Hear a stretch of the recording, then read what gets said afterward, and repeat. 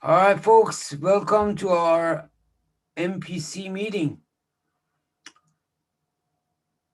We are live now on. All right, folks, welcome to our MPC meeting. Sorry. We are live. Yes, we are live now on YouTube.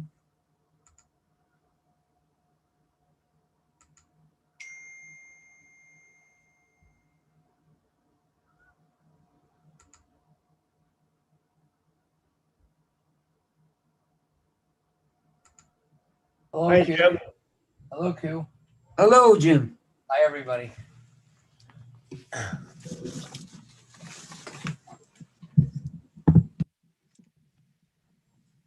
guess we'll start in about 2 minutes at 7:59.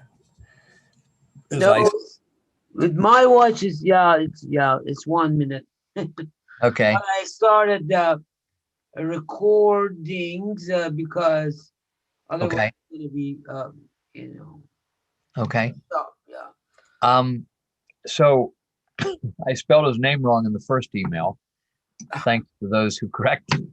But Daniel Wiley, W-W-I-L-E-Y, that took over, one of the counties in Georgia, is going to be on to do a short presentation after I do for the new people. This is a new person call. We had a number of comments last week from people who are familiar with all this stuff, and so they maybe don't want to come on this call or come on to a little bit later because I gotta. The goal is to get all these new people understanding that there is such a thing as neighborhood precinct committeeman, and then also people are coming on, I think, to say, is this for real? Is this something that really is what they're saying it is? And I would be wondering the same stuff. So uh, that's what we also try to do, and that's why Dan Wiley coming on last week and this week is so important, because while there is stories where the people are high-handed tactics are used to keep them out, a victory like this shows, that this is real, and that we have a chance to take back the country this way if people understand what the precinct committeeman can do. But they have to understand that too, because even the Tea Party and the Ron Paul people that took over Warren County um, uh, and Boone County around here, and maybe in having elsewhere, they really didn't know what to do, and that's why we're going to have a face-to-face meeting for Cincinnati, people around Cincinnati, because some people have requested it. I'm going to be talking about that. What must be done if we get in, or what we must try to do, because we get in and kind of don't buck the tide on things like the secret vote count, then we'll be basically doing the same thing that the people have been doing for the last 30 years who are running these boards of elections, and running the counties. So should we do you see if Daniel Wiley has joined? I'm sorry, I can't hear you. No, I said yes, of course. I made the same mistake. Yes, Okay. of course, he's here. Oh, okay, good. Thank you, Daniel, for coming on. So it's 8:02. I guess we should get started. Are you ready? Yeah, you're ready. Okay. If you're ready. Okay, and then we'll of course have discussion and questions and answers. And so this is the May 2nd, 2021 Network America, a national call, meaning anyone in the nation's invited, uh, uh, on the subject of neighborhood precinct committeeman. That's NPC, okay, which for short. Called different names in different states, but we got to have some terminology to start with. Most of them are called neighborhood precinct committeeman or something very similar to that. So the first thing, we want to welcome everybody that's on, and we welcome your comments and discussion after this call. This is a new person call. Anyone's welcome, and then we'll talk about getting into action after we get through the few presentations here and any questions and discussions. So we ultimately want to get into action in each state, have face-to-face meetings in each county, then overwhelm the current establishment, I would say in both parties, but starting in the Republican Party, probably, because most of the people on this we're contacting or in one way or another Trump people when he was in office. But both parties need to be taken over. Now, here's the first thing is, if someone's new, what is the precinct, the neighborhood precinct committeeman system? And it is something we have not been told about. I blame all the groups I like, what they say they stand for, the NRA, Tea Party. Some Tea Parties have tried to tell people about it, but not the nation as a whole. Ron Paul movement, Right to Life, Second Amendment movement. Across all these have millions of people, and there's only 250,000 or so precincts in the United States. And they have told you to write letters to your congressman. They have told you to visit your congressman, go to rallies and scream and go home. But they have not told you that the way you can become the party, the way you can become the Congress, is to get in the neighborhood precinct system. So before I tell you just exactly what that is, if it's one lady in one of the weeks before said, boy, I feel kind of like I should have known about this. Well, you can't feel any dumber than I did. I was an alternate delegate to the Nixon convention at 19 years old in 1972 because of certain things fell into place. They wanted some young people there. So I was working in politics from like 1970 when I was 17 till 1986 when I was 33. And I had assumed all that time that the party leaders at the county, at the state and the national level were just picked by rich people or powerful people. I just figured, well, they're just there, Did I feel like an idiot when a fellow named Rick Herron from this area, who's still teaching people precinct, came back from a Pat Robertson gathering, the Christian Coalition, because Robertson ran for president, some of you may remember, in 88, and he was training his people how the system works. And Rick Herron came back and said, the precinct people elect the county chairman, who elect the state chairman, who elect the national chairman, who endorse all the candidates. 95% of the time, the endorsed candidates win, who decide how the vote is counted in each county. That's where they decide. That's why we got all these terrible voting systems. Nobody came with a gun. They just persuaded all 3,000 plus of our 3,141 counties to count the votes on privately owned secret computer programs and sign away the right to look at the programs. I know that sounds unbelievable, but if that was the only problem we faced, other than this push towards socialism and communism right now that's coming into the open, if that was the only problem we faced, then it would be worth running for precinct. So I learned about this at 33 years old after for 14 years thinking that rich people picked everything. And actually the rich people do kind of still pick everything because they got precinct executives who are largely county employees who can't vote against them because their jobs is in one way or another subtly or overtly on the line. So what's a precinct? We know we got one country. We know we have 50 states. We know everybody knows the county they live in. We have 3,141 counties is the number usually used. Like in Ohio, we have 88 counties. Iowa has 99 counties. Florida has 67 counties. And each of those counties are divided into very definite geographical areas around your house. It's probably 10 or 15 streets around your house in big cities, okay? And they're divided into just as definite as the state has boundaries, your precinct has boundaries. And people are vaguely aware they go somewhere to vote in their voting precinct. This is not police precincts, by the way. They're vaguely aware that all the people in their neighborhood go, like we go to the White Oak Senior Center here, and there's 5 precincts meet there and vote. So they're vaguely aware of that.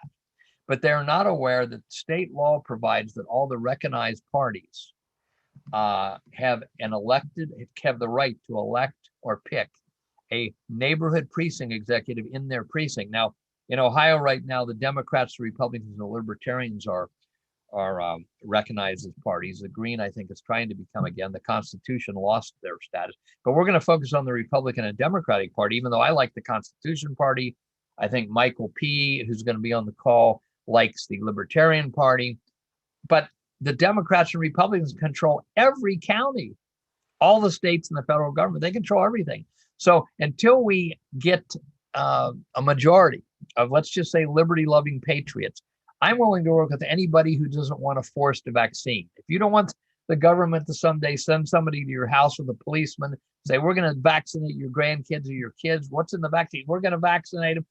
If you're against that, then I want to work with you. I'd like us all to understand the Constitution. I'd like to understand it better, but I'm not wanting that as an entry level to fight. If you're against that, if you want liberty as we've kind of known it in the United States for the last 40, 50, 200 years, then I'm with you, and I hope you're with us. Okay. So we want to teach every citizen about this, not just, I'm a Pat Buchanan, Ron Paul person, like most of the stuff that Trump was saying he was trying to do.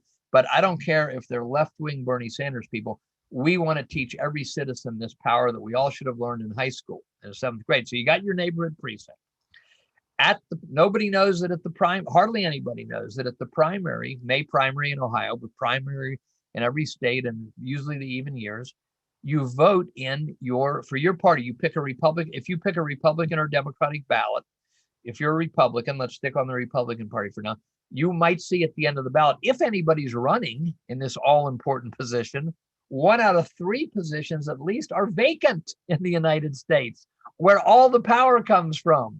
Rick Herron gave a speech, which we got up on the website, called "The Most Powerful Office in the Land," about the neighborhood if you know what it is for, and everybody was consciously knew what it was for. But 1/3 of them are vacant. But if anybody's running, it'll be at the end of your primary ballot in Ohio, as an example, after congressman, governor, coroner, dog catcher, and then at the very end you'll see something like committeeman, and nobody knows what it is. Probably, if it's not contended, if it's one person, everybody leaves it, most people leave it blank.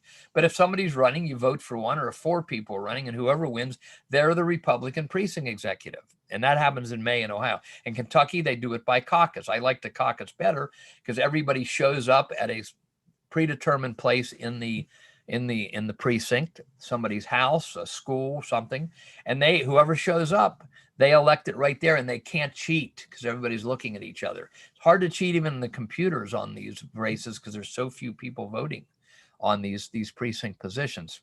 So once in Kentucky, a girl told me about 10 years ago, it snowed out. She went to the caucus place, which is at a school. She was the only one there. She voted for herself and she won. So if you're on the ballot, like in Ohio, we say, well, how do you get on the ballot for precinct? Different in every state. And I think Daniel can tell us what it is in Georgia. In Ohio, you got to get 5 signatures from your party or independents. Very easy to do. And then you're on the ballot. Okay. Then if you're unopposed, you go and vote for yourself and you win. Why do you care if you win? Why do we care who the precinct executives are?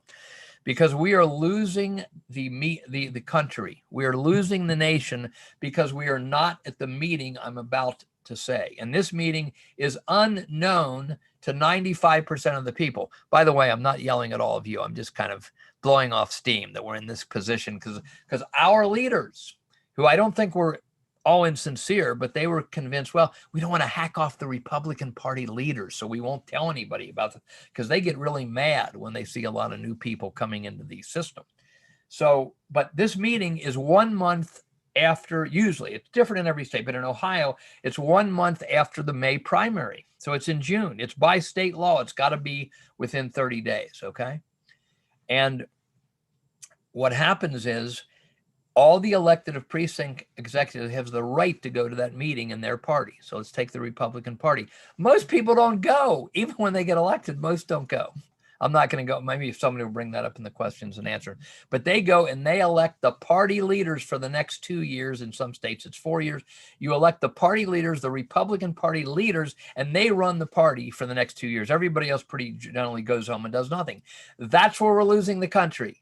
Because instead of electing Ron Paul people or libertarian people or something like that, we're electing rhinos who are really, whether they know it or not, or even if they're against it in their mind, to go along and keep their career going, they kind of got to go along with all these little things that are now being used to push us towards socialism, communism, both Republican and Democratic Party. The Republicans are every bit as guilty as the Democrats in imposing this illegal secret count computerized voting system on us. So we got to get in there and change that. And if we went to those county meetings, and of course, I believe everyone should agree with me on everything, but Mayor Koch, seriously, Mayor Koch of New York years ago, who was a liberal, he said, if you agree with me on 80% of what I say, vote for me. If you agree with me on 100% of what I say, you need a psychiatrist. And usually we don't all agree with each other on everything. But I don't care what they believe. The average person would do a better job running these Democrat and Republican local parties than the people running it now.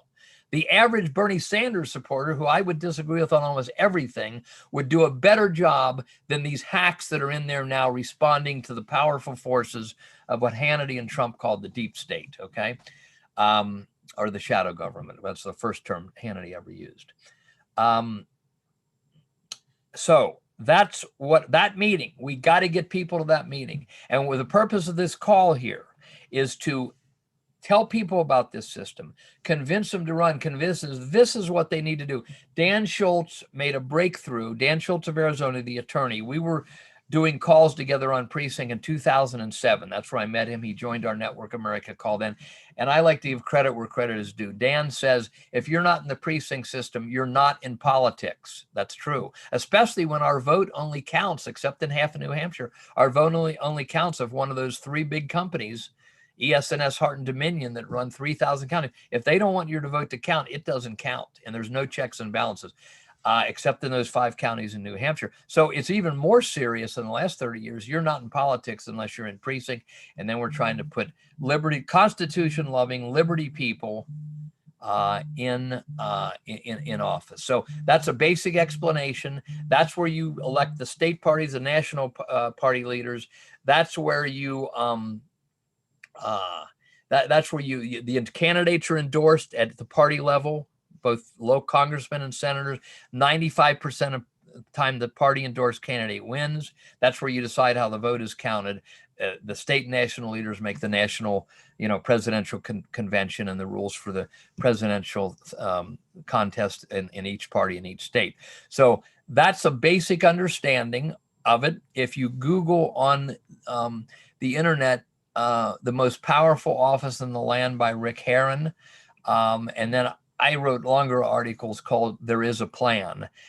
You can, and I hope we got those linked on Network America. If not, I'll make sure they're linked by the end of the night. But if you Google those, There Is a Plan by Jim Condit Jr., but that's JIMCONDIT Jr. By the way, that's who I am. Or if you Google the most powerful office in the land, Rick Herron, HERRON. Is the chat on, Q? I guess it is, and I don't have it on. I'll write these things in the chat as Daniel comes on. So graciously, he was here last week.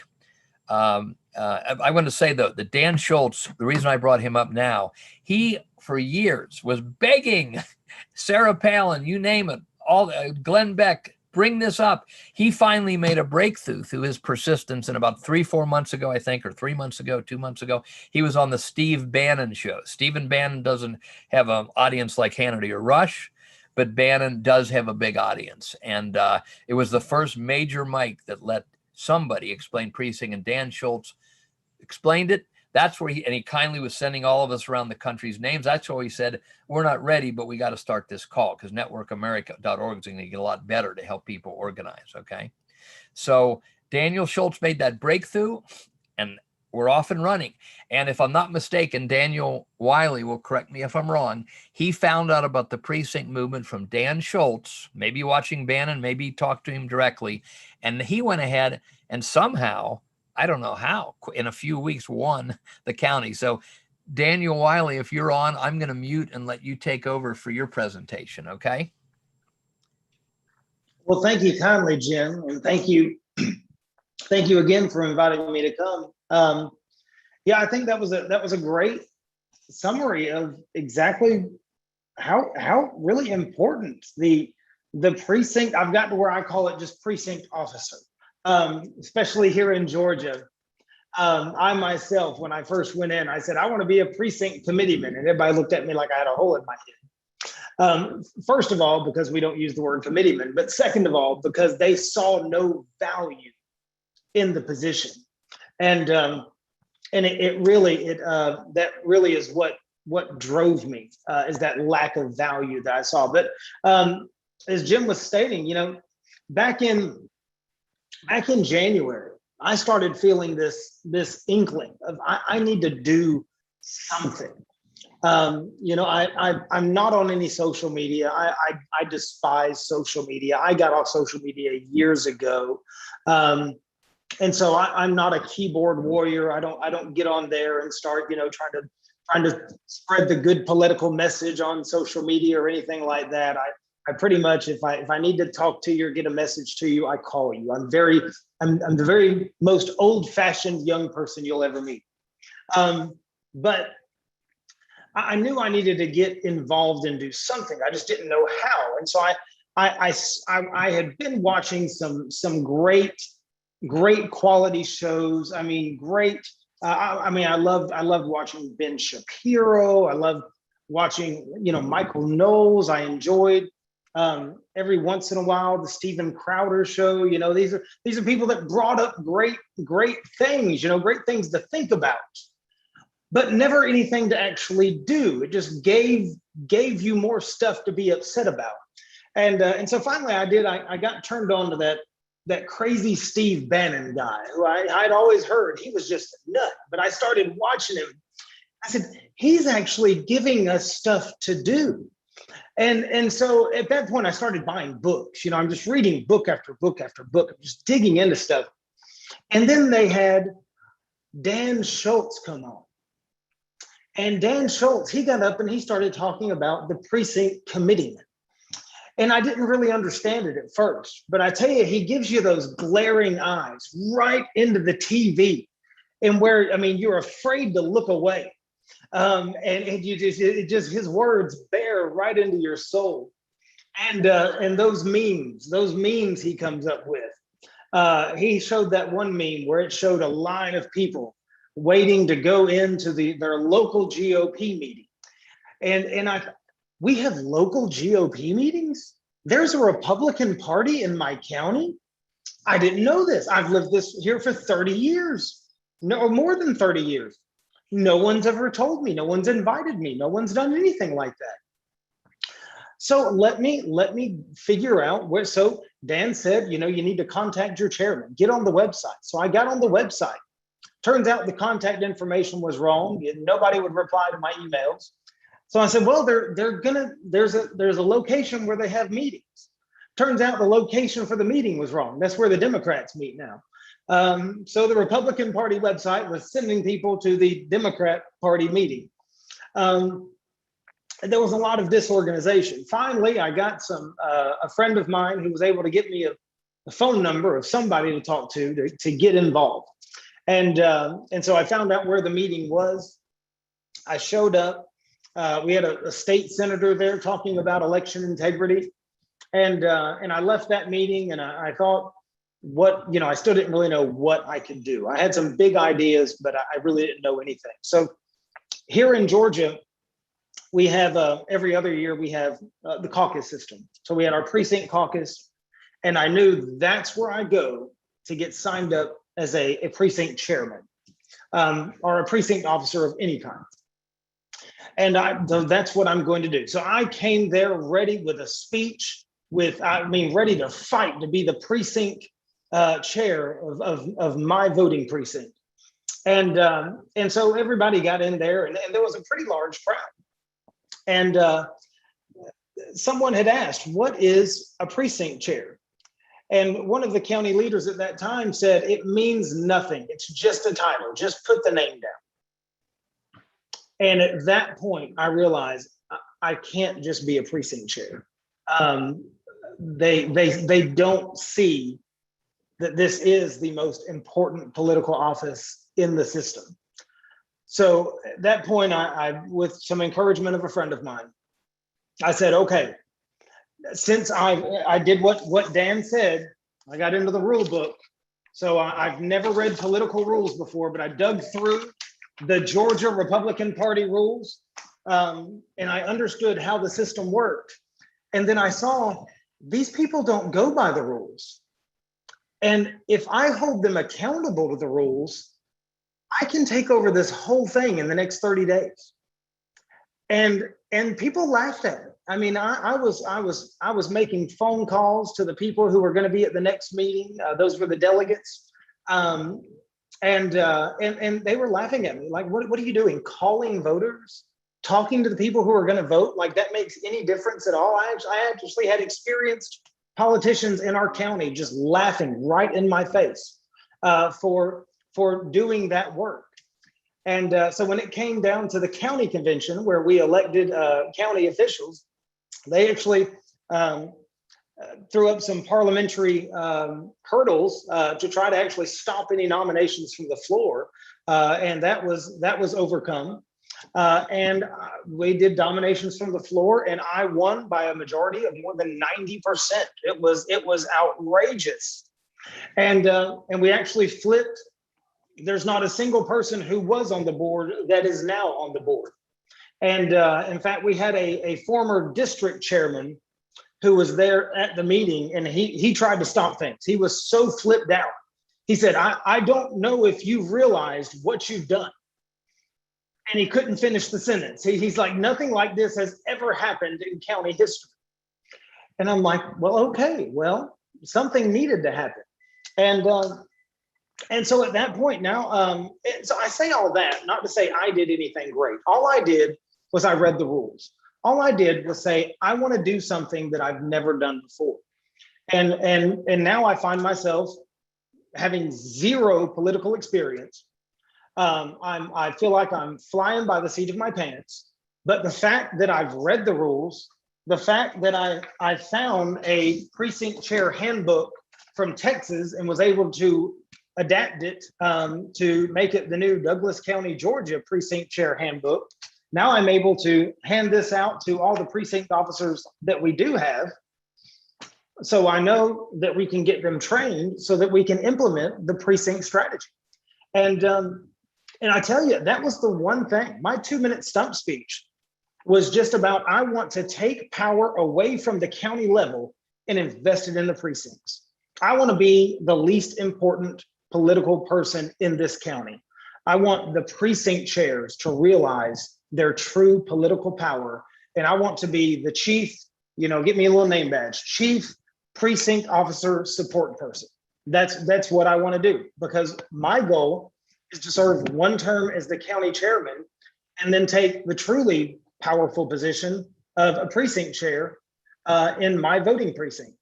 And we're making great progress. That's exactly what we're going to do. But my entire pitch was empower the precincts, and that resonated with the people of our county, and they showed up for support. And I tell you, we've got in the little bit of time that I've had, I've been the county chairman for 2 weeks now.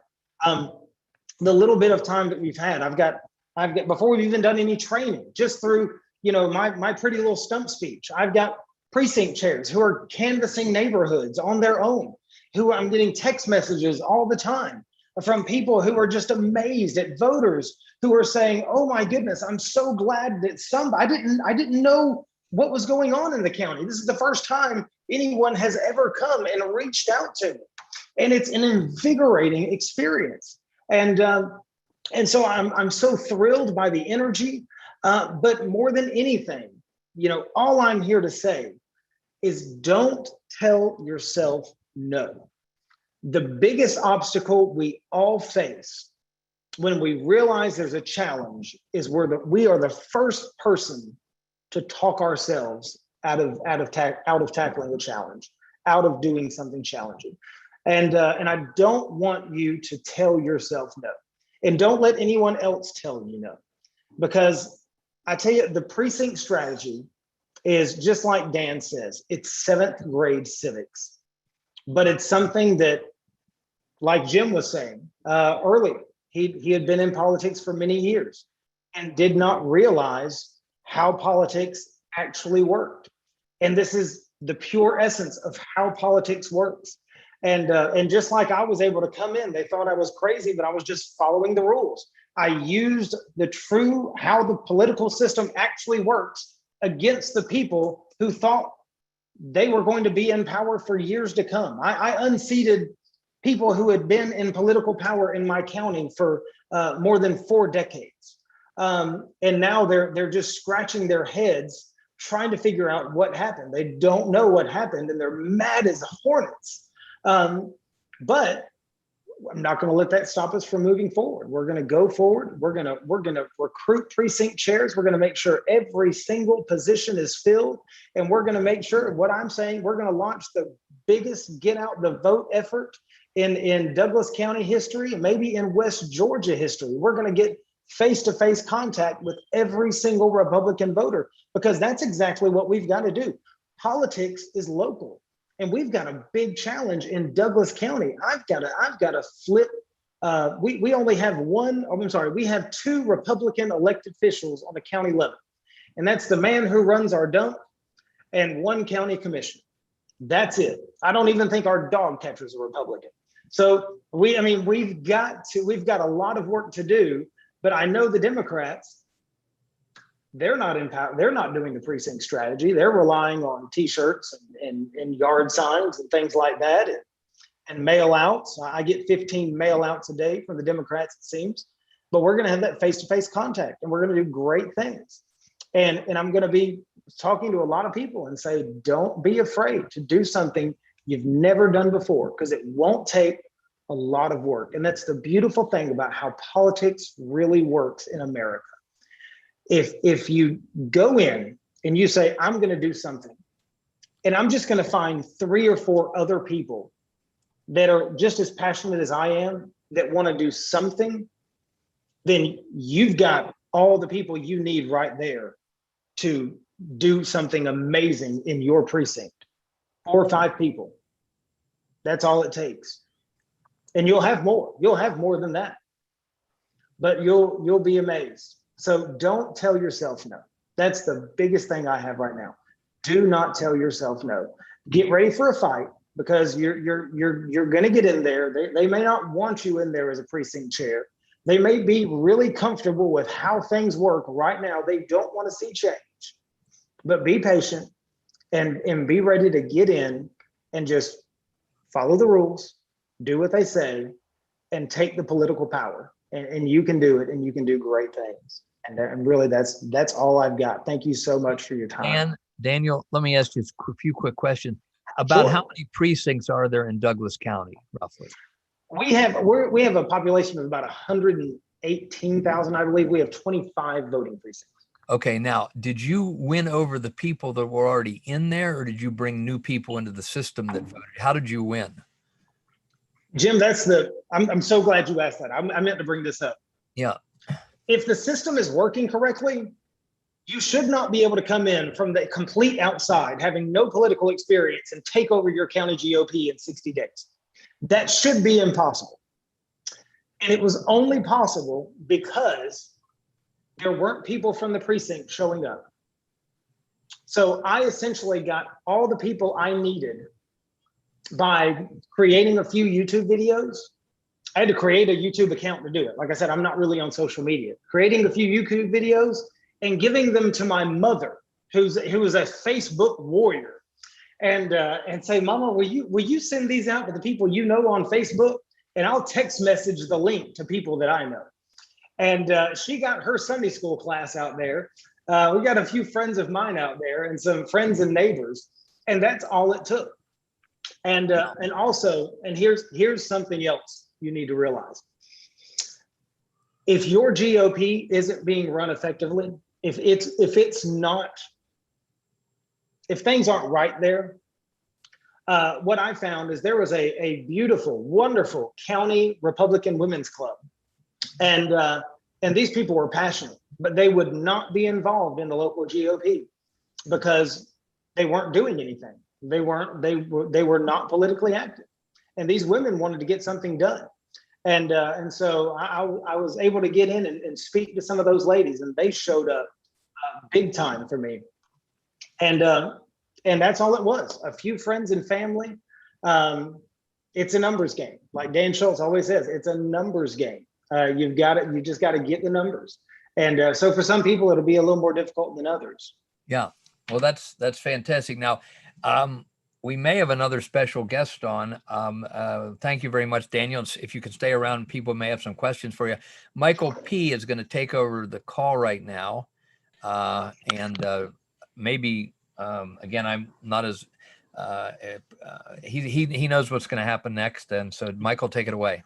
Well, thank you, Jim. And I wanted to kind of ride the mojo with Daniel, and Sure. it is at 8:33. So let's have a good 10-minute window here because we have Daniel on scene, and let's open it up to Q&A, and then after Daniel, we'll introduce Republican declared gubernatorial candidate Nicholas Wildstar out of California. Okay, so Okay. people are talking about action, action. Where's the action? Well, you know, when you start having gubernatorial candidates show up on your conference call, what chicken butt? But with that being said, I'm gonna. Does anybody have any questions? Please use your chat, and Dr. Q has devised. Just put a 1. Don't worry about the code, the logic. He is the air traffic controller, and he will keep an eye on who has questions for Daniel. Okay, so just put a 1 if you got a question, because this is newcomer call. Understand the history and the mystery from Abraham Lincoln, the electoral precinct. Thank you. So anybody got any questions or discussion with what Daniel said, or even about how this all works? I see Lisha. Lisha, you're next. Go ahead. Unmute. Okay, can you hear me? Yes. Okay, Daniel, so I'm kind of in that same situation. We have a good precinct chair, so I want to go after the county chair position. He's been in there forever. In fact, I think he's done more than the 4 terms that he's legally allowed to do according to the bylaws. So I need to look into that, but unfortunately, they just voted in 2020. So he's got 2 years. So any suggestions? I would just say that this is a crime, that we're electing our congressman every 2 years, and more states are electing the county chairman every 4 years. So our precinct, we're voting on less than our congressman because they're afraid of what is happening now, especially, and they've been afraid for years. I don't know what you can do, but build your people in all the precincts. Do you know about how many precincts are in your county, Alicia? 31. Okay, so you need to try to get people that will run in each one of those 31, and if you need help or you could do it yourself, That's what we're doing. train them how to campaign on the day of the election and be there, their husband, their wife, their friend, each 4 hours, and ask every person for their vote. I've never heard of anyone that did that didn't win. Okay. But then in 2 years, which will come around faster than we think, although it's an outrage that we got to wait that long, you would be ready to become the chairman. Okay. Okay. Yeah, we're reaching out to all the vacant chairs. Yes. And we're trying to find people we know in those precincts to fill those chairs. So that's what we're focusing on right now. But I love the idea of canvassing the neighborhood. I think I have a group of us that are together in our precinct. And so I think we'll adopt that next. Excellent. And, I forgot to mention that if you got educated precinct people who are willing to work, you can get out the vote on election day. I mean, we're in the dilemma that we got to vote. We can't just say we don't like the system because they're counting the votes in secret on election day and not vote. Because if it got out that all the Liberty people weren't voting, they'd say, well, no wonder you lost. So we got to vote, but we got to demand that open count before the paper ballots leave the precinct. And then we know there's a fair count. By the way, if I can interject quickly, the gentleman from Pennsylvania, his name's escaping me at the moment. I think it's Dan. I'm not sure what his name is now. He was on the call a few weeks ago. He's going to drive up to New Hampshire and interview Doug Bersall, who actually counted at one of these New Hampshire cities where they'd count paper ballots in public before they leave the public site. 5 counties in New Hampshire are the only place they do it right in the country. So he's going to film him in preparation for a documentary that Dr. Q and others are going to make. And we'll have Dan Schultz. We may have to have, we're going to have Daniel Wiley on this, and Alicia, someone like yourself also, who is showing the leadership and the stick-to-itiveness of what to do. So all that's in the works. Give us time, though. There was a fellow I work with in Florida, an older gentleman who was really good at and he was getting hit near the caucus that we were working on with all kinds of demands, and he had to say one call, ladies and gentlemen, this is not customer service, I'm just volunteering. So until and unless we can get some rich guy to get 2 or 3 full-time people for 2 years so we can spread this full-time. I don't mean me, but other people like Dan Schultz, I would like to see funded, and Michael P. and so forth. Then it's not going to always go smoothly. I made a number of mistakes this week, but please be patient with us and everybody else, because we're all just working together to try to, save our country from this weird tyranny type stuff we see happening. Sorry. Okay, go ahead. Alicia, did you have anything else? Nope, I'm good. Thanks. Okay, who else got a comment or discussion? Yeah, Wall Star is next. Wall Star. Oh, Hello. Hi, are you able to hear me? Yes. Yes. All right, hello. I had a question for Daniel Wiley. I wanted to know, what were those rules that you actually implemented at your local precinct, or maybe just a rundown of the few? But I don't know how it works out in here in California, but if you could give a suggestion of where to start, that would be great. Well, I'll tell you that doing the work in California is a whole lot different than doing the work in Georgia. That's one thing I've come to learn, is in California, you really are the wild, wild west when it comes to rules. Everybody's got their own rules, different rules. And I started out with the state rules. I printed them out, and be honest, I didn't understand a lot of the verbiage in there. It was very confusing. I had to read through this entire rule book multiple times before I even started to begin to comprehend it. It's like a new believer, a Christian, just starting to read the Bible, and it was like, I don't really get it. But after you read it for a little while, then it's now it's starting to make sense. Now I'm understanding them. But I started seeing how the process works. And like Jim was making reference to earlier, it's each state may do it a little differently. Each county may do it a little differently. I had to understand how the voting system worked for my county to elect the chairman. And like I said, if they were doing it right, if they had the precinct officers empowered, then that room would have been filled with people, because each precinct officer would have been coordinating with the voters in their community, and I would have had to have gotten hundreds of votes. I mean, I would have had to have worked my tail off I wouldn't have been able to individually reach out to all those people.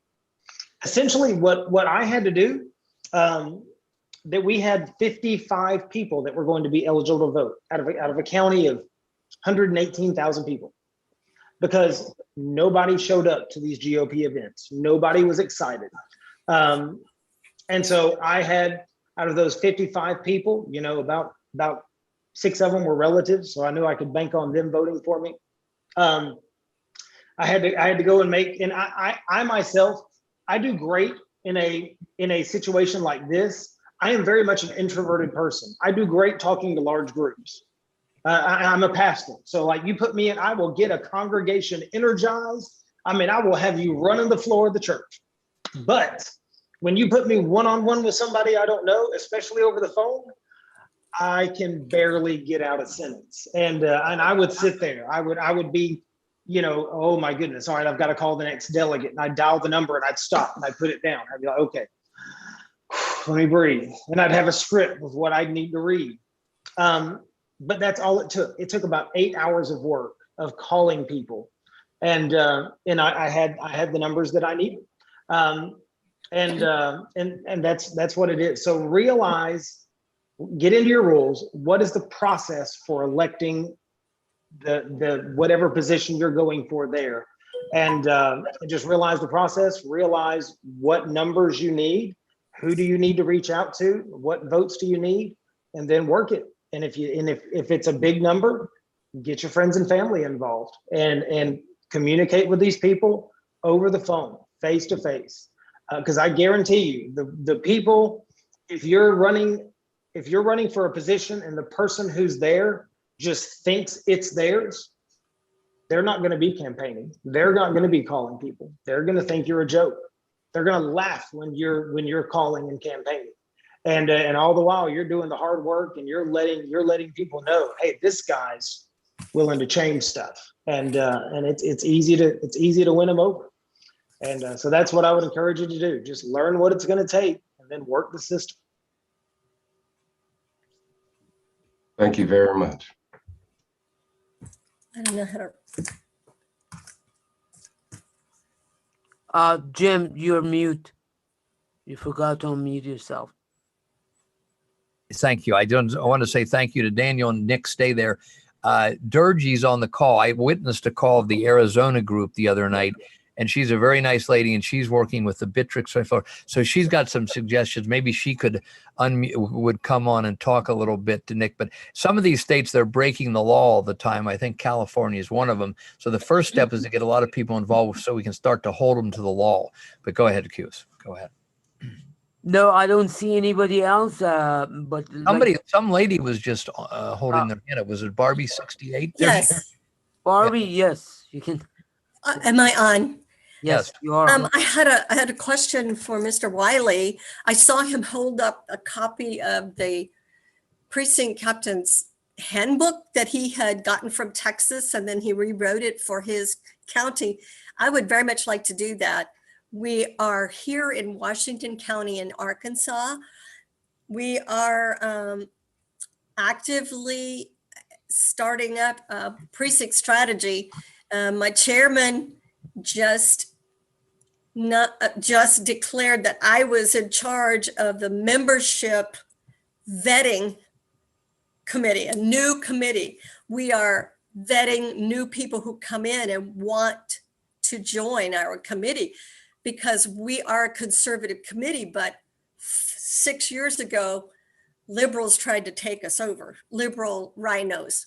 So we have a vetting thing that we're doing. And part of my teaching and vetting, my questions, is to also teach them precinct strategy, to teach them exactly what does it mean. This isn't a social club. This isn't a service club. This is a working political candidate seeking organization. And so that's been my job. And I just thought that handbook that he showed, oh my goodness, that would be wonderful. So tell me how to get it. And you may So I put the link to my resources page for the county GOP website right there in the chat. It's douglascountygop.net/resources. There you'll find, I've got just the rules of the Douglas County GOP there, and then the precinct chair handbook, and then also precinct officer job positions, which is a great thing to give people. Yes, thank you. But Barbie, I'm delighted for you. Thank you. I'm so excited for what you did. I know, Barbie, you'll need one for your own county and your own state, though. You realize that? Yes, I'll rewrite it to fit Washington County. Yeah, make sure you see what that is. And Michael P., did you want to introduce Nick, who already spoke, Nick Wildstar, the gubernatorial candidate? First, I put up a 1 if you're reading chat, and so I wanted to address Barbie if I could. Okay. Yeah, sure. Absolutely. Okay, Barbie, you are in a fellow Constitution carry state. Okay. So what the small cell action janitor, being myself, is trying to do is that is a huge 19 state flag to rally behind. Okay. Dan Schultz is in Arizona, also a fellow Constitution carry state. So these Constitution carry states believe in liberty, believe in personal responsibility. And so with that being said, we have, or I feel as a tipping point marketing salesperson connector, we have an opportunity to really go after those folks that are really interested in liberty, and they're fired up, they're angry, they're mad about dealing with the election integrity. Okay, so as everybody has said, what Network America is about is an aggregator, just like Reddit. We compile, okay, we compile websites, people, That's why we had Dan Schultz on. That's why we had Dorothy on. That's why we are looking to have Kimber on. That's why we have Daniel Wiley on. Okay, this is a powwow method where we bring all tribes together. Constitution first, conservatives, libertarians, and caps, people that want liberty. We don't want socialism, communism, and elitism.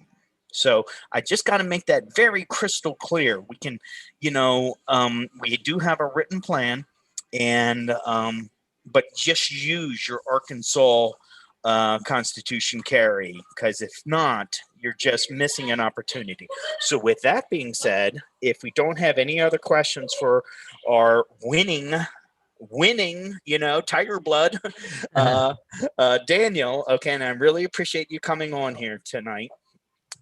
Let's kick it over to Republican declared gubernatorial candidate Nicholas Wildstar. And if you could just introduce yourself and realize that we're here to workshop and get you those answers. We will not tell you to go fetch. We are here shoulder to shoulder, okay?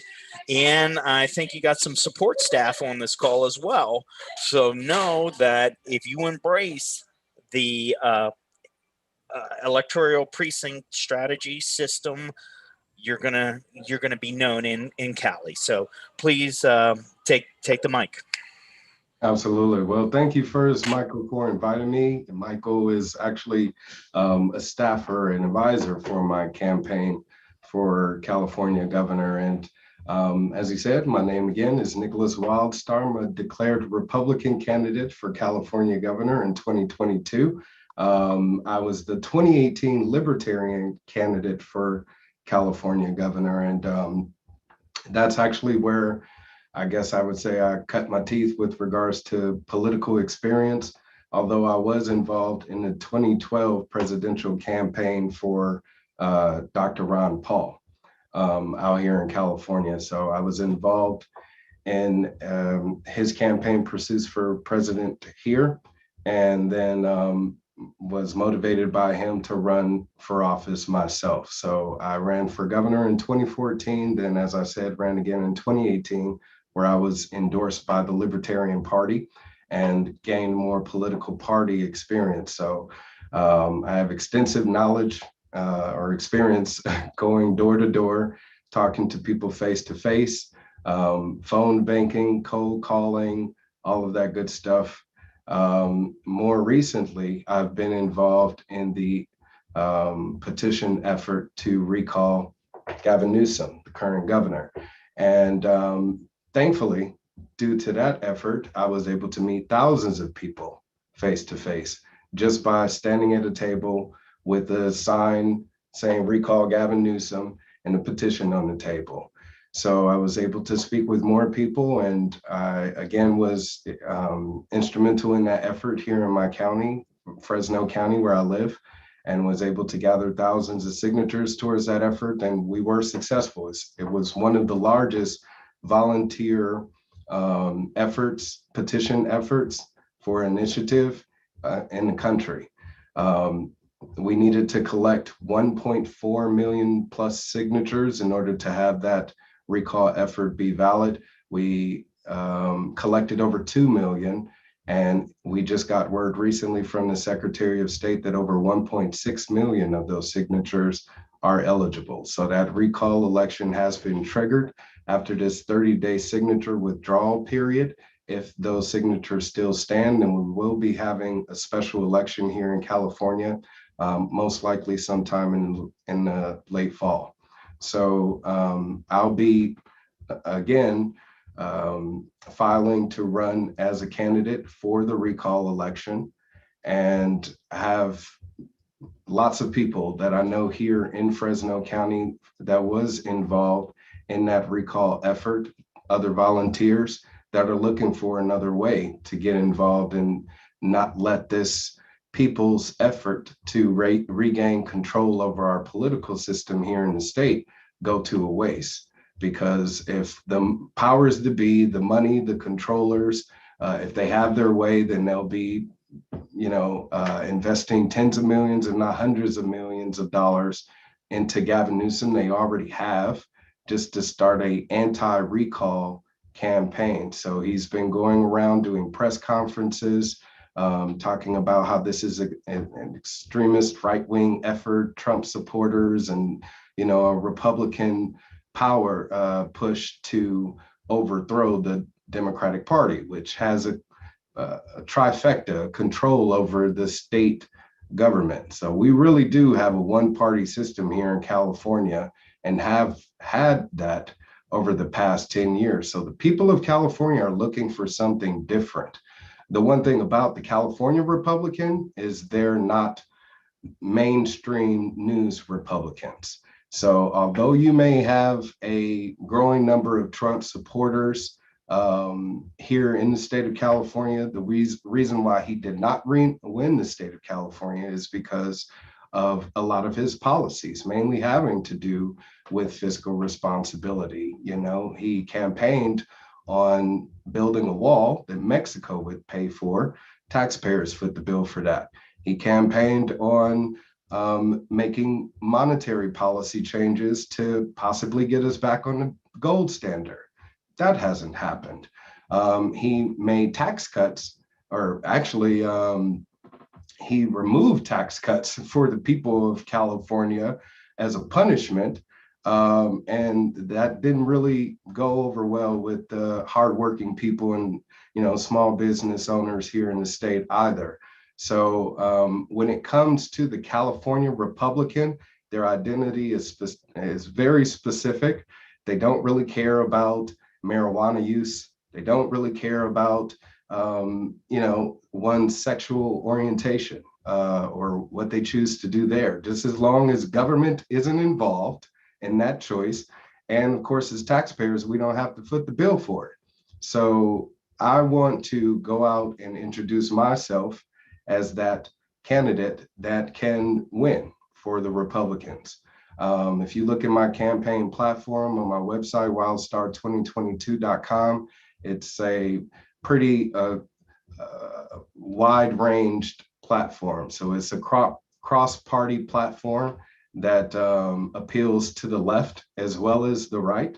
So for the liberals as well as the conservatives, I'm that candidate that will be able to bridge the gap.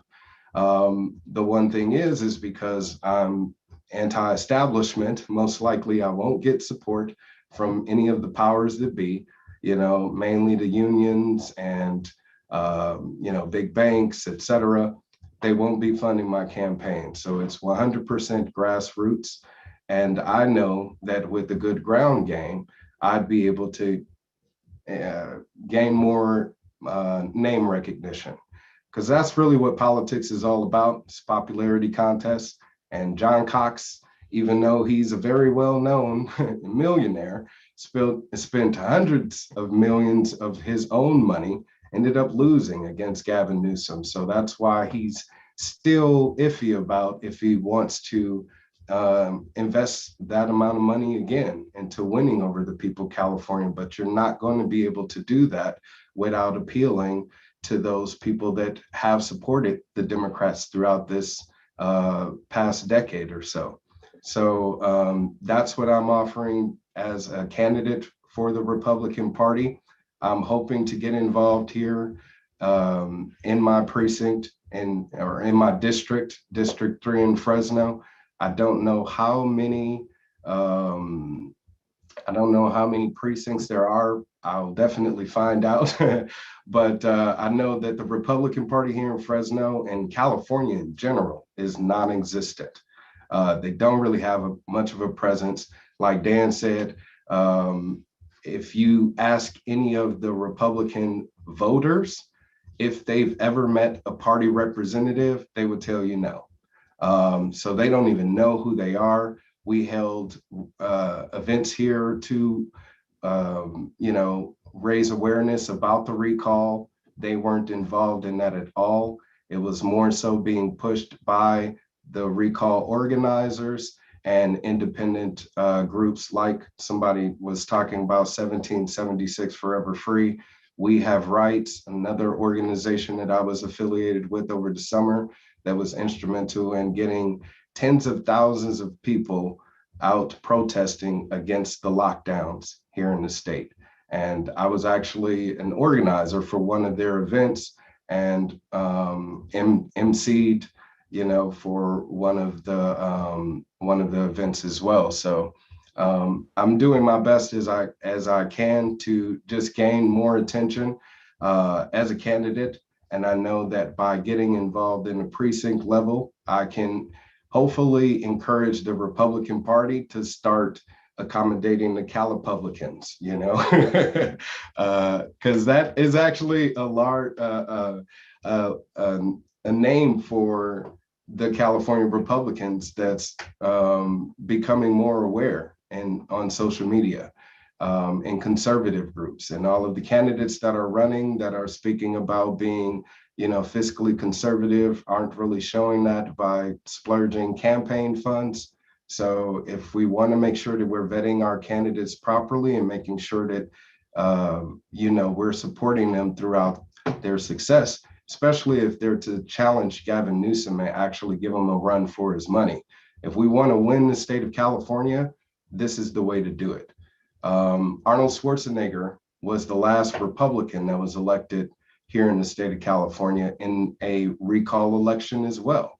A Democrat by the name of Gray Davis, who was the governor, he was recalled in 2003. Schwarzenegger came along, got a little bit over 40% of the vote in that special election because it's winner takes all. So you can win with 35% in the special election. He won with, like I said, a little bit over 40%. And he mainly won because of his money and his celebrity, appeal. Everybody already knew who he was. The Republican Party itself wasn't behind his candidacy, wasn't behind his campaign at all. And I don't think they ever really got on board with him at all. He more so just drove the party and ended up leaving and doing his own thing now. But he isn't really involved with the California Republican Party at all. And it's still being built up. So I have assimilated about 3 or 4 volunteers so far here in Fresno that would like to get involved with the precinct effort. And I have several other volunteers for my campaign throughout the state that would be interested in doing this as well. So the more I'm able to learn, the more I'll be able to pass on to my team, and hopefully we'll be able to drive the Republican Party here in the state to a victory.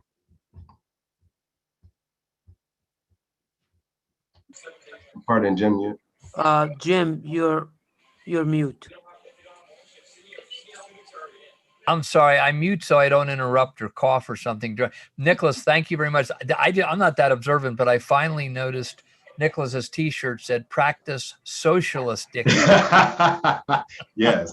Now listen, Nicholas, I know Michael's your contact, but we could talk. You can decide what to do yourself, of course, but I'd like to suggest that you would get a lot of gratefulness from everyone in California and more votes if you told them about the precinct and demanded an open count so that everybody at least knows what the actual vote was, especially on this Gavin Newsom thing coming up.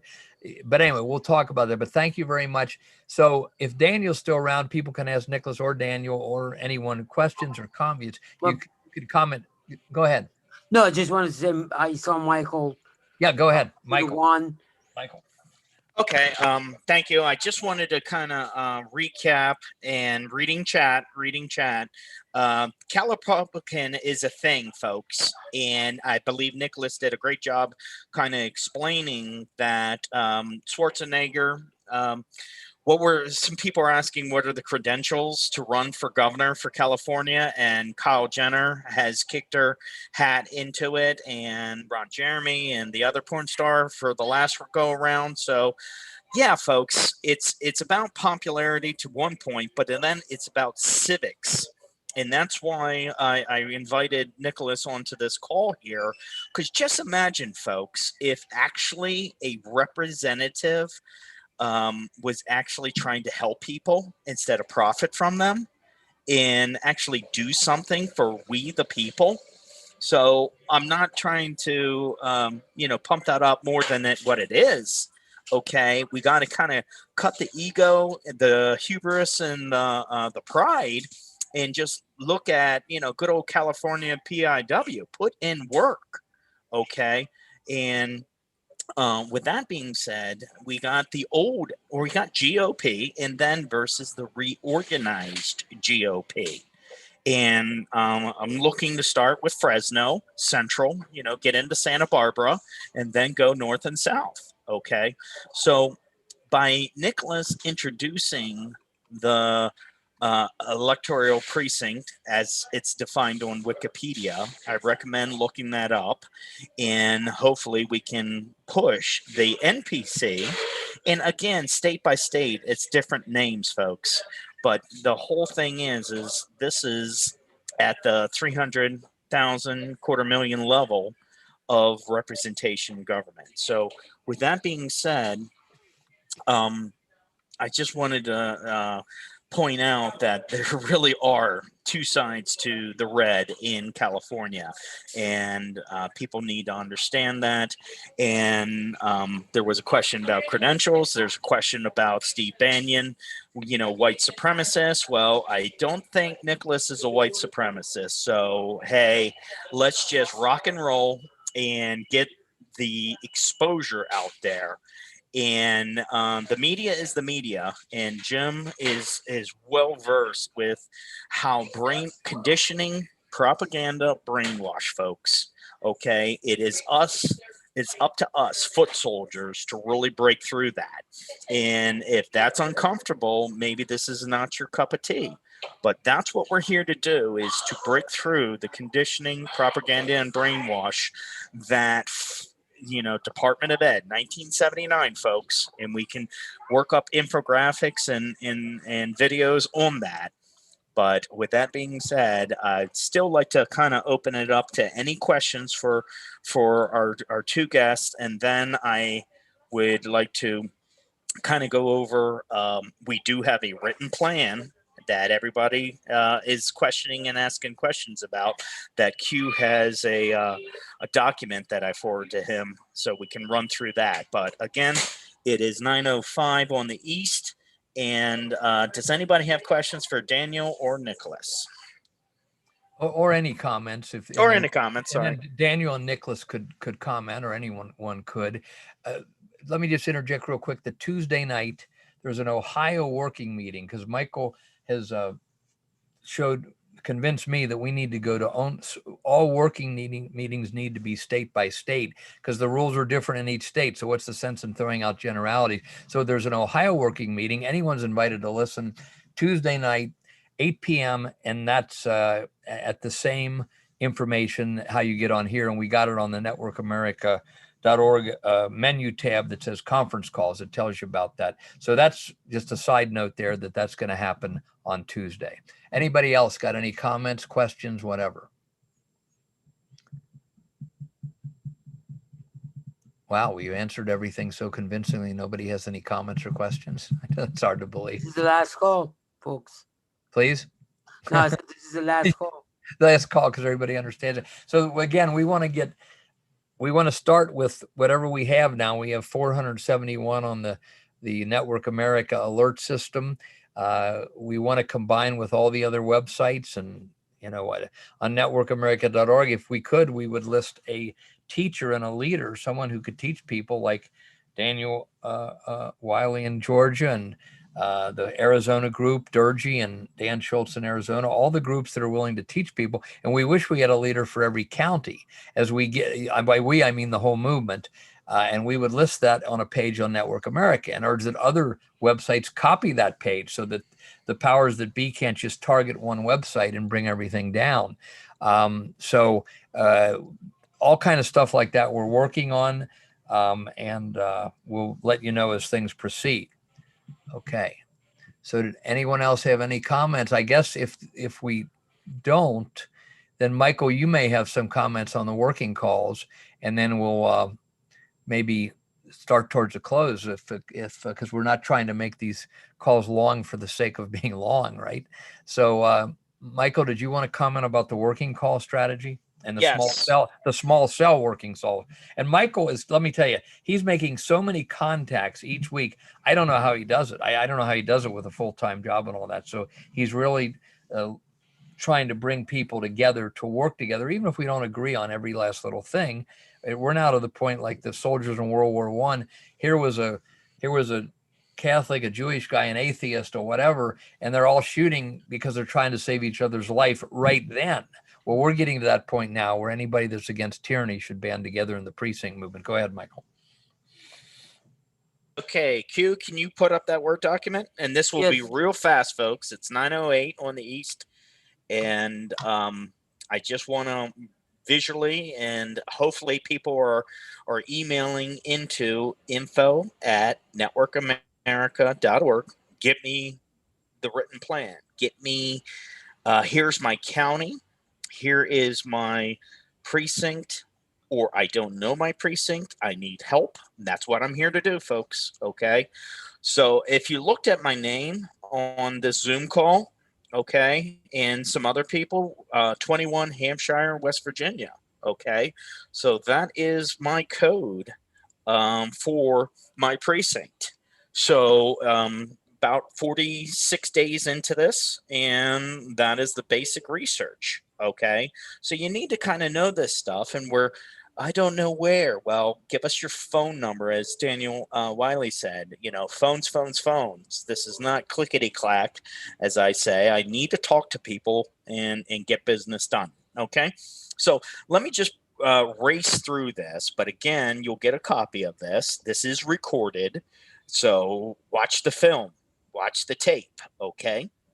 And we won't lose anybody behind. So what this, we'll start off with the written plan steps. This is awareness. Okay. You have been brought to a national call to make you aware of the electoral precinct system. Okay. And from awareness, then comes discovery. Discovery is, where is my precinct boundaries? Leisha did a great job of finding the in Texas, and I put it in the chat lines, the boundary maps. Okay, so that is the first thing in a visual environment, and visual learners know your boundaries. Okay, yes, boundaries do change, gerrymandering and so forth. So just understand that the discovery is where your precinct is, when do they vote, and who are in place now, and how many seats are vacant. By working with us direct, state by state. Okay, people need to be active. They need to respond. This is not fanboy or cheerleader class anymore. We need to get into action, and that's no disrespect, but that's also a call to action. You need to know these data points in discovery. Then approach. Okay, David V out of Berks, Pennsylvania, he clashed, and he had some problems dealing with the GOP, the old guard, the rank and file, and they, I think, try to boot him or try to block him from the meeting. So this is one-on-one approach. How do you approach covert versus overt? We've talked about this on these kind of calls, but when we get into the state calls, power by numbers. When you have Hampshire County and then Jefferson County together. So you got to understand strength in numbers. That is what military units, you wear the same uniform and you get your ranks together. Okay, so that is approach. And then campaign. We are here to share, teach, train how to campaign, how to get your message out there, how to canvass, how to phone bank, how to poll, how to survey. Okay, then the election happens. And then either you win or you don't. So let's just take the positive side. You do win, okay? Then being a representative, not a leader, not a God king, okay? You're a representative of we the people. That's what you believe in. That's what you're here for. You are Constitution first. So with that being said, we just keep up with you. Hey, what's going on in your county? What's going on in your state? How many bill or how many laws have you suggested for repeal? small government, limited government, fiscal responsibility. So these are all things that we believe in, but we're not getting the proper representation. So then that's what the precinct model is here to do, is to give us that type of representation. Okay. So please forgive me if I just race through this. Help wanted. Okay. We do have social media support. This is only a 60, 90 day commitment. Then you take a break. Okay. Um, if anyone is like Daniel mentioned, Mama was the social media guru. She was the warrior and so forth. So, we need to know these people, and we're going with pushing civics and pushing Constitution first, because we do know how we get banned. We do have 3 video platforms: YouTube, BitChute, Rumble. So we are contingency planned on having these calls posted. So just know that we're just not following YouTube. So if you have any social media skills, Twitter and Gab, Instagram, Snapchat, 4chan, those are images, talk with us, okay? In the requirement, I don't, just two posts a week of new content, and we will help you with the content, reaction comments, post as many as you can. If you see, the right to carry and Constitution carry states, hey, did you know about Precinct? What are you doing about Precinct? That's that connection, cannabis, and so forth. What do you know about Precinct? It's time to bridge the gap. In Britain, in the tubes, mind the gap. We got to let people know that there is a relationship between single issue special interest and the precinct process. Okay. Try to grow and touch other pages. Try to keep a base of 6 pages. Mind your garden, tend your garden, take care of your backyard. What doesn't work is the helter-skelter process and getting all over the place. You got to be proficient, and you got to be communicating. You got to communicate. And that's what we're trying to do on these national calls. Drive traffic to a national call, drive traffic to a state point of contact, POC, okay, in meetings. And then we move on with mainstream media. Yes, this is harder. Press releases. Just by sending out the press releases, you know, the established media, they know we're coming. This is the covert strategy. Civics comes first. Ask them help just with the NPC wiki page. Journalists control Wikipedia. So as our first step is going ahead and trying to get them to identify with Wikipedia, okay? Video, people learn by video. People get excited by video. They don't get excited about reading books. They don't get excited about reading manifestos. Trust me, I know this, okay? So it's time for you're invited. You're asked to be creative and get into video and client or supporter testimonials. Why are you behind the precinct strategy? Okay. This is your turn, and you're asked to go ahead and produce, a little snippet. TikTok, okay? In print, we're trying our best to create collateral, flyers, get to this call, get to understand the process.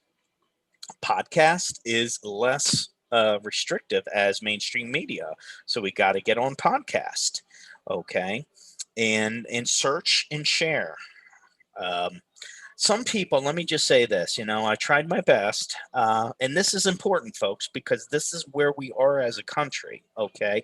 I tried my best to get on with a Fort Worth, Texas podcast, and they interviewed Jim, and through text only, not a phone call, text only, they just said, I don't think our audience is ready, or we didn't know how to work it in. So we take that as a challenge, or we take that as we got to get to more podcasts. So right now, your representation in government, can't dumb it down. We've got to say we're smart, we're intelligent, we want better. We don't want to have the fiat dollar. We want to have things, cost what they cost versus inflation. So just understand that the podcast environment is where we're going to get the fastest in versus mainstream media. Okay, wrapping up, we have Swarm, and this is a tactic to get a response, to get answers from the media, from the party, or from electoral representatives from the public sector. The public sector has to respond to the private citizen.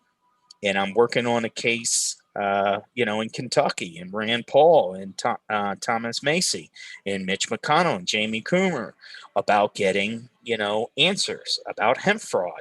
Okay, so I've worked Swarm before, but it's time to turn Swarm onto the media and say, why aren't you covering the precinct strategy?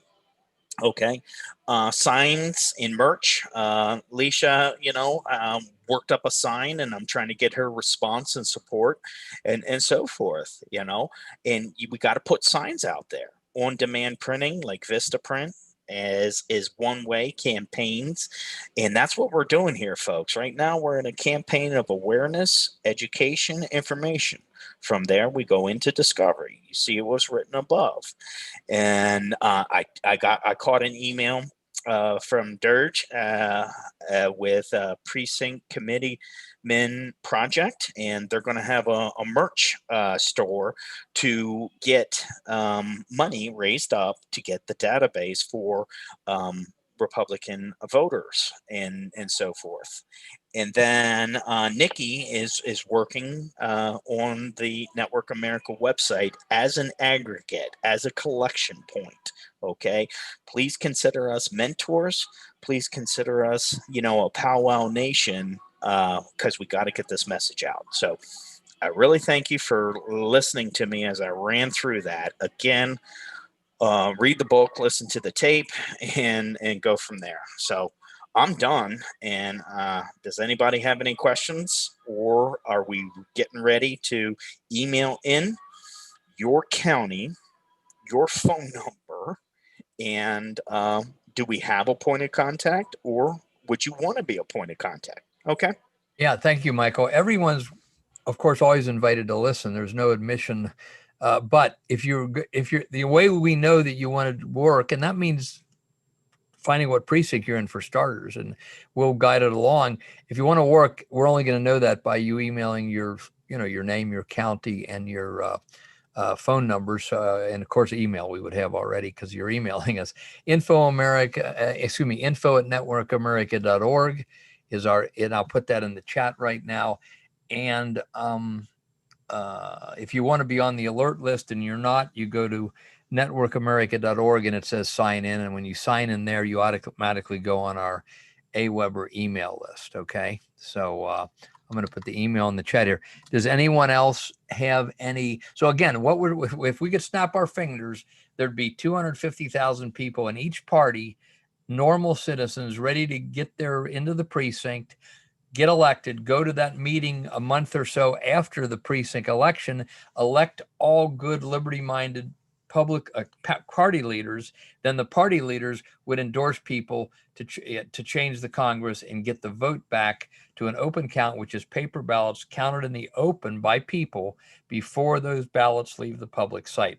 So all that, and we could take the country back. Now the other side would be fighting back as we did that. But the first step is to get on the playing field. And I find that when we shine the spotlight on what they're doing in the dark, they generally have to stop, because then they don't want to alert the whole country real quick of what they're doing. So does anyone else, again, well, if not, we'll start to wind down here. Anyone else have any comments before we leave? Jim, I'm sorry. Edward actually is next. Okay. I don't know if he still wants to talk or not. Edward, you're next. Okay. I'm in California, and I'm having a hard time figuring out the precinct thing. I think they're working hard to stay ahead.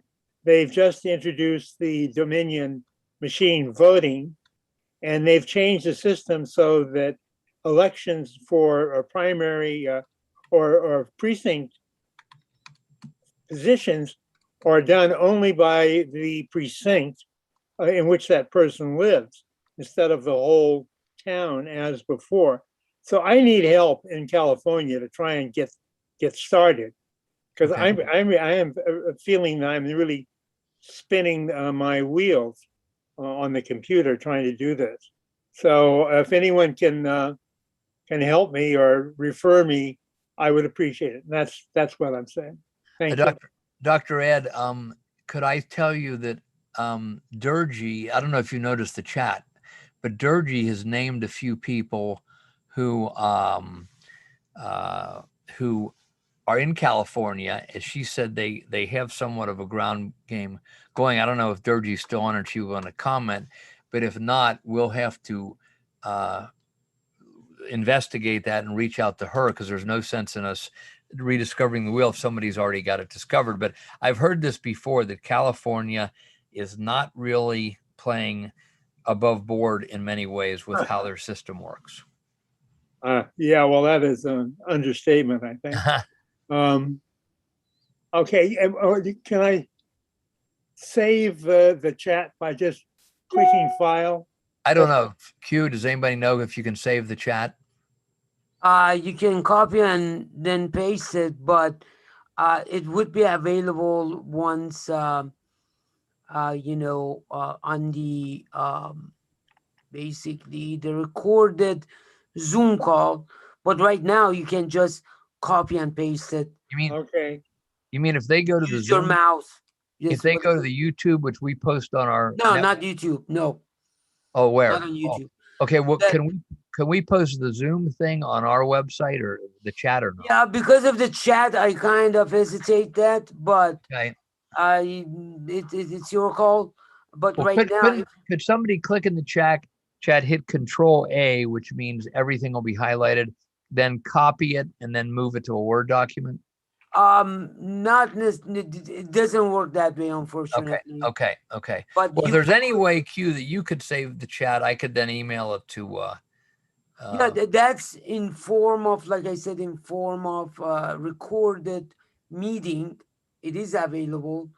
However, any other way, you have to just physically use your mouse, do the, Bottom line, if I can jump in here, is Ed, we got your back, and we'll walk you through this. Yes. So, what we're talking about is copy this, copy that. You got a small cell janitor, okay? And so we got the Fresno team, we got Dirge kicking up information, and this is the synergy. This is the collaboration, Beyonce and JC. Okay, we're going to pull this all together. Okay, and you're not alone, but we all need to do the work. So don't fret on comms in the chat line.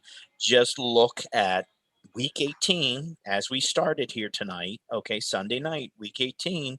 What progress did we make over, come up week 19? Okay, so we got your back, Edward. Doctor, I just found out actually you could do the Control A, then Control C. Oh. You could do that. Control A, and after that, Control C.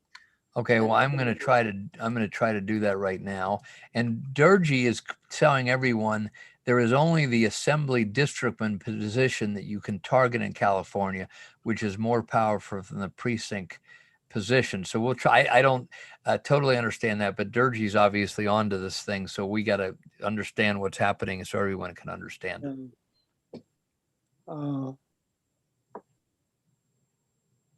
35 million people, largest economy in America is California. So yeah, we'll get after this.